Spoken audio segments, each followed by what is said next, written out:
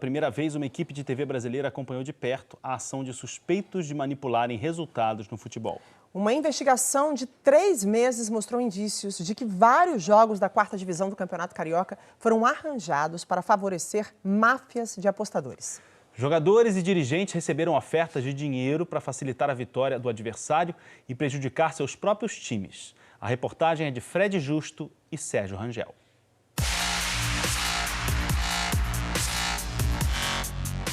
Um dirigente que pede para seu time tomar gol. Leva pra esse gol e logo, me ajuda aí, mané. Um pai incrédulo. Ele falou, não pai, me pediram para entregar o jogo e me ofereceram R$1.000. Falei, como é que é? Métodos exóticos. Dependendo do gesto lá da arquibancada, é a hora de tomar o gol, assim que funciona. Corrupção. Ele procurou todos os jogadores da parte da defesa e ofereceram para cada um uma quantia. E ameaças. É um rapaz com codinome Índio. Ele amedrontou os jogadores, mostrando que ele tinha um posse de arma e que se a gente ganhasse a próxima partida, a gente teria problemas não dentro de campo, mas sim fora. Série C, 4ª divisão do Rio de Janeiro. É nesse cenário que o Esporte Espetacular desvendou um impressionante esquema de manipulação de resultados. Arquibancadas quase vazias. Os poucos espectadores do jogo entre São José e Brasileirinho têm outro tipo de interesse. Os caras estão oferecendo 15 mil por jogo, fora o que eles vão oferecer para os jogadores.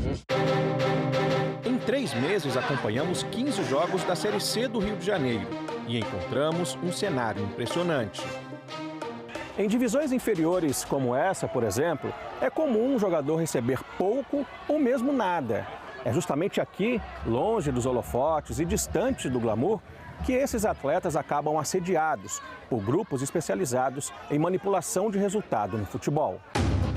Apesar de pouco interesse público, o volume de apostas em sites especializados chega a até R$140 mil por partida. É possível apostar de qualquer lugar do mundo, basta ter um cartão de crédito internacional. A maior parte das quadrilhas especializadas em fraudar resultados esportivos está na Ásia, mas nem todas. É difícil fazer uma projeção específica de algo que não está atuando dentro do Brasil, que está atuando no paraíso fiscal, por exemplo, um site de aposta. Mas certamente é algo na casa das centenas de milhões de dólares. Em setembro de 2019, um áudio compartilhado num grupo de dirigentes mostrou que algo estranho estava para acontecer na Série C do Rio. Paraíba do Sul, Atlético Carioca e São José fecharam com esses caras aí da máfia do resultado, hein? A competição começou em outubro e logo na rodada de abertura, alguns personagens eram vistos nas arquibancadas. Repare nesses 2 homens. O de boné é Maurício Pellegrini, diretor da categoria de base do São José. E o outro é Emerson Silvano da Silva, conhecido como Índio, um suposto investidor do clube. Os 2 foram acompanhar a estreia do São José, de amarelo e listras azuis, contra o Brasileirinho, apenas de amarelo. Pedindo para não serem identificados, jogadores do São José nos disseram que foram abordados por Pellegrini assim que chegaram ao estádio. Ele procurou todos os jogadores da parte da defesa e ofereceram para cada um uma quantia. Exemplo, para o goleiro foi oferecido R$3 mil, para o zagueiro foi oferecido R$1.000. Porque tivemos grande empresa, porém tinha que estar fazendo o que os donos da empresa mandassem.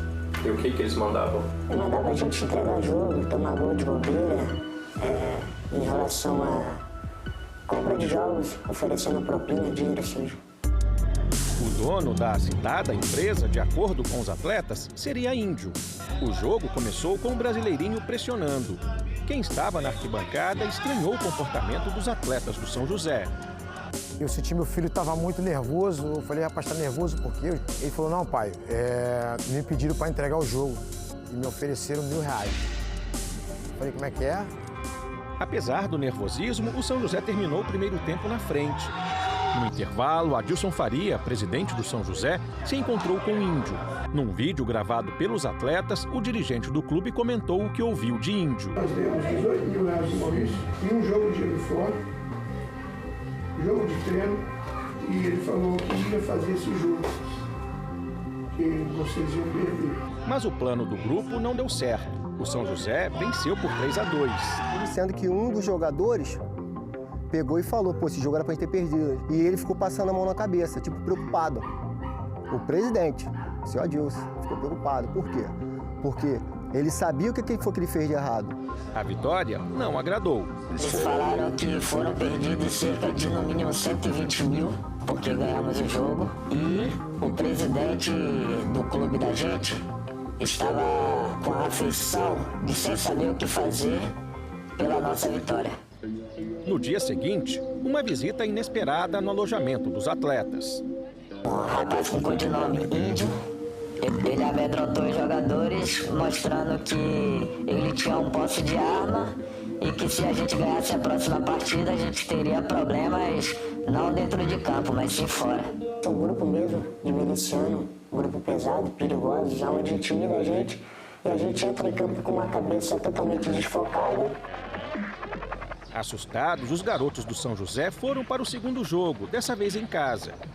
O adversário era o Paraíba do Sul. Índio ficou na beira do campo, junto com o presidente Adilson Faria. O time perdeu por 3-0 e o goleiro Cleiverson pediu para não jogar mais. Depois dessa derrota, dentro do vestiário, ele conversa com a gente e fala que não faz mais parte do grupo de São José. Quem assumiu a vaga foi Lucas, um jovem de 19 anos. Mas o time recebeu reforços. 3 jogadores indicados pelos diretores. Cara, é tudo combinado já com os caras para entregar o jogo. Esses caras já vêm para falhar. Além do goleiro Douglas, chegaram o zagueiro Pedro e o lateral Álvaro. O pedido para escalá-los foi a gota d'água para que o treinador Pingo saísse da equipe.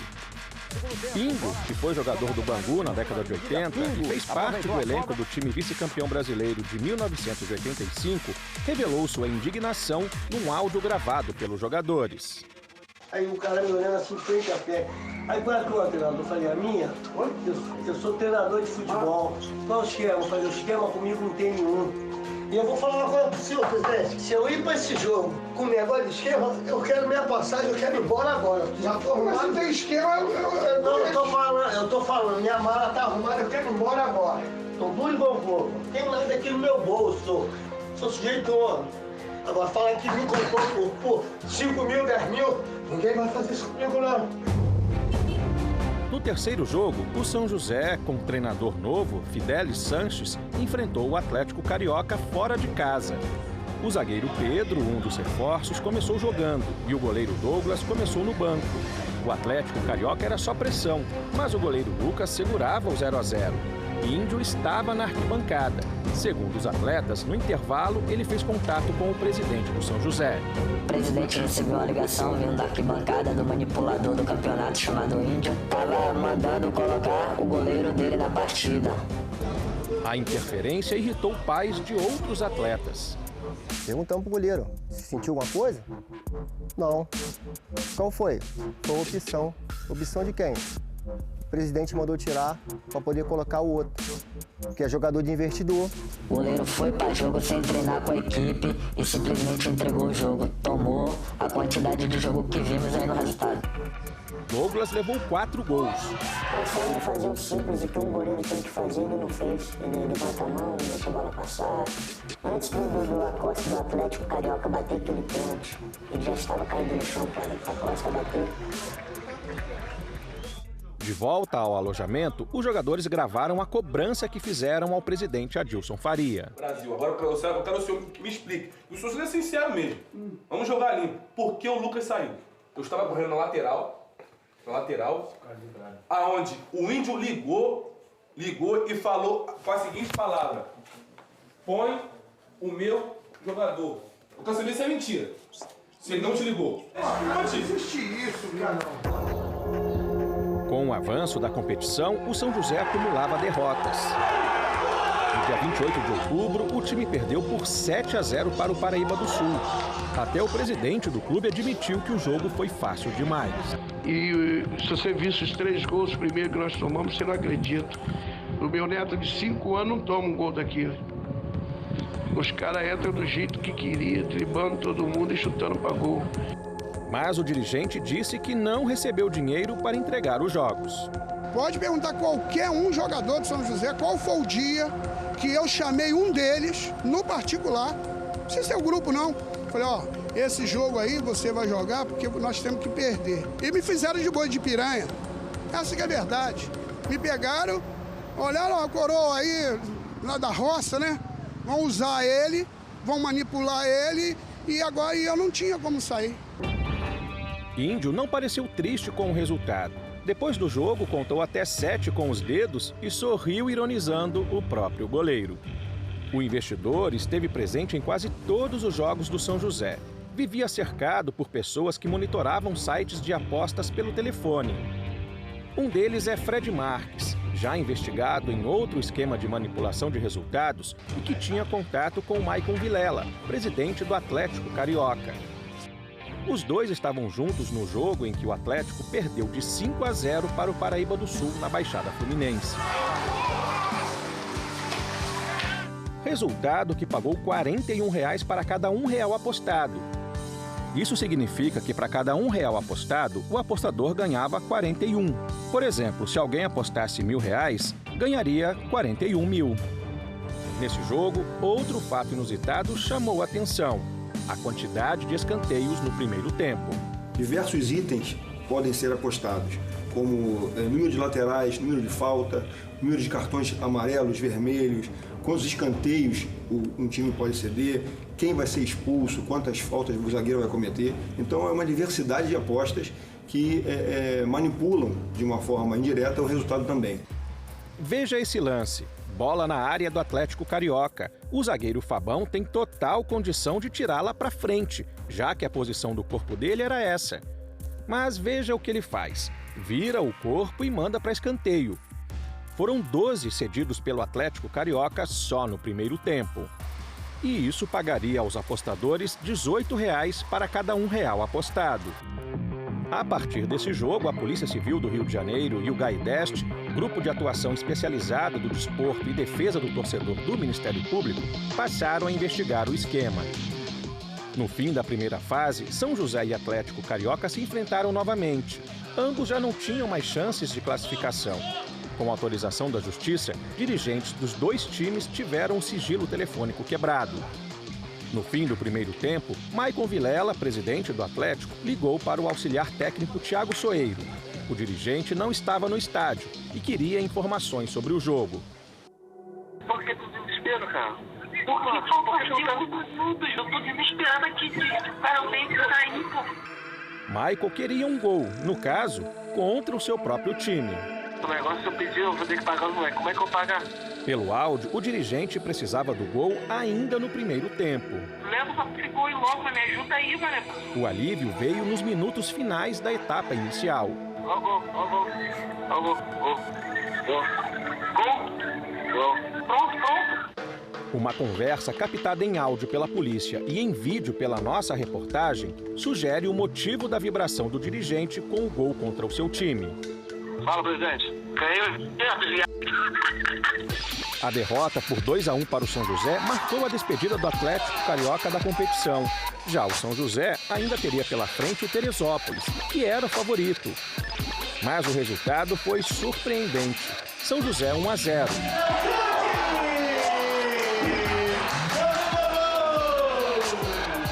Resultado comemorado por quem ganhou e quem perdeu. Teresópolis fez, filho. Eu sei.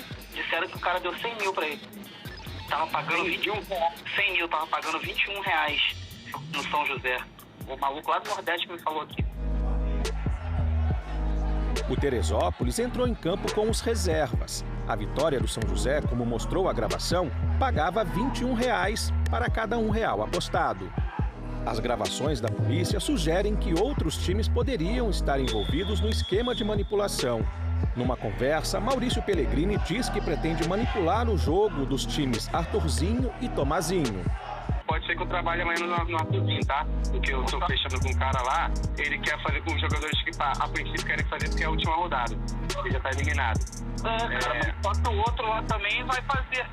Tomazinho, né? Não, mas eu acho que se eu entrar eu vou fazer o escanteio só. No início da investigação, 3 times eram apontados como participantes dessa manipulação.